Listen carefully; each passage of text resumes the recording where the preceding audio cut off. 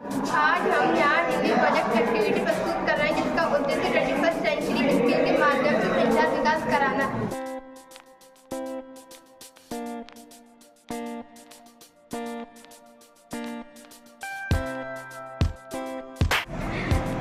Sorry 2 3 start. दीदी, मेरा question ये है कि इन सारी प्रॉब्लम्स से हम कैसे छुटकारा पा सकते हैं, मतलब उनको कैसे सॉल्व किया जा सकता है? देखो, इंडियन चार को कर सकते हैं, लेकिन जो छोटी वाली प्रॉब्लम होती है उनकी हम आवाज शब्द का उपयोग करते हैं। उपयोग हम जब बात करते हैं वो इतनी लंबी ना चले, बाकी होते हैं उनसे दौरान कर सकते हैं। जैसे हिंदी शब्द है, हमने मतलब अच्छे से बोले और हमें तो समझा नहीं आता कि बोलना है कि तो ये है वो सारी वीडियो में चीज हुई है, अपने रखो ध्यान रखिए, किसी से समझा करने में बहुत अच्छी होगी।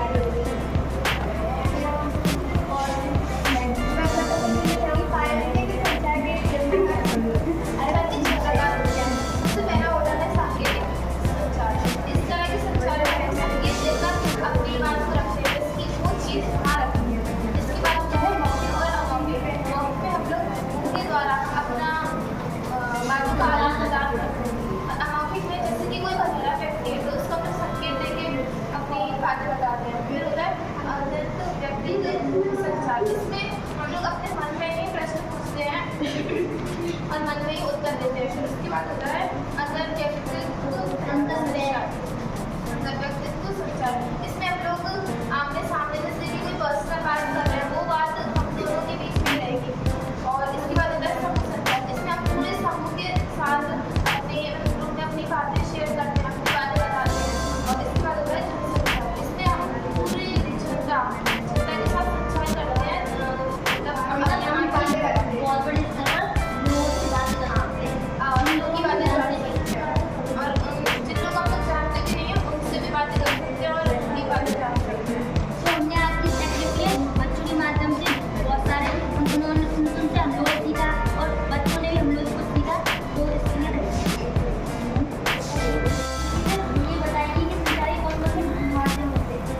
संचार के माध्यम ये है, इससे हम अपने डॉक्यूमेंट्स की वगैरह भेज सकते हैं और ये बात बारे में बात कर सकते हैं, बारे में बात कर सकते हैं, हमारे दुनिया के बारे में जान सकते हैं, हमारे देश में क्या चल रहा है ये भी जान सकते हैं।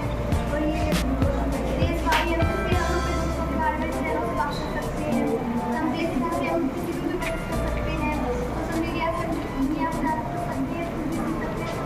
सोशल मीडिया के माध्यम से हम एक बहुत बड़े स्तर पर लोगों के बारे में जान सकते हैं और कुछ बता सकते हैं, ताकि वो हमसे कुछ सीखे और हम उनसे कुछ सीख सकते हैं।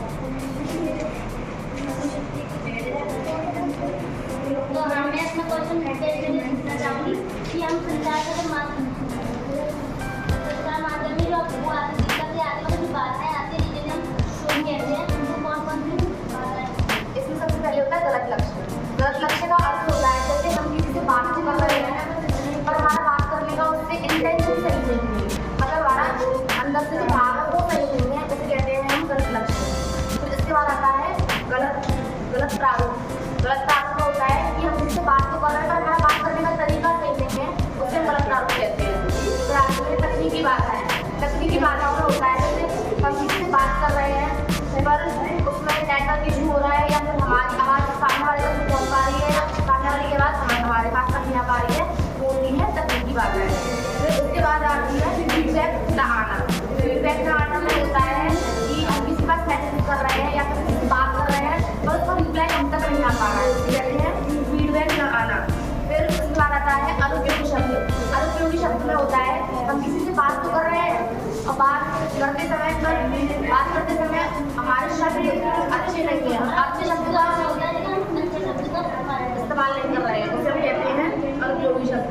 इसके बाद आता है समय की बाध्यता। समय की बाध्यता में जैसे हमारे पास टाइम बहुत कम है, लेकिन बात बहुत लंबी है और समय को देखते हुए हमें अपनी बात को पूरा करना उसमें पड़ता है, तो उसको हम समय की बाध्यता कहते हैं। इसके बाद आता है अस्पष्ट संदेश। अस्पष्ट संदेश में होता है हम किसी से बात कर रहे हैं पर उसको हमारे सामने वाले इंसान को हमारी बात समझ नहीं आ रही है, उसे कहते हैं अस्पष्ट संदेश। फिर इसके बाद आता है गलत प्रेषिका। गलत प्रेषिका में होता है कि हम किसी से बात कर रहे हैं और उसकी जगह पे हम किसी दूसरे इंसान से मतलब गलत इंसान बुला रहे हैं, उसे कहते हैं गलत प्रेषिका।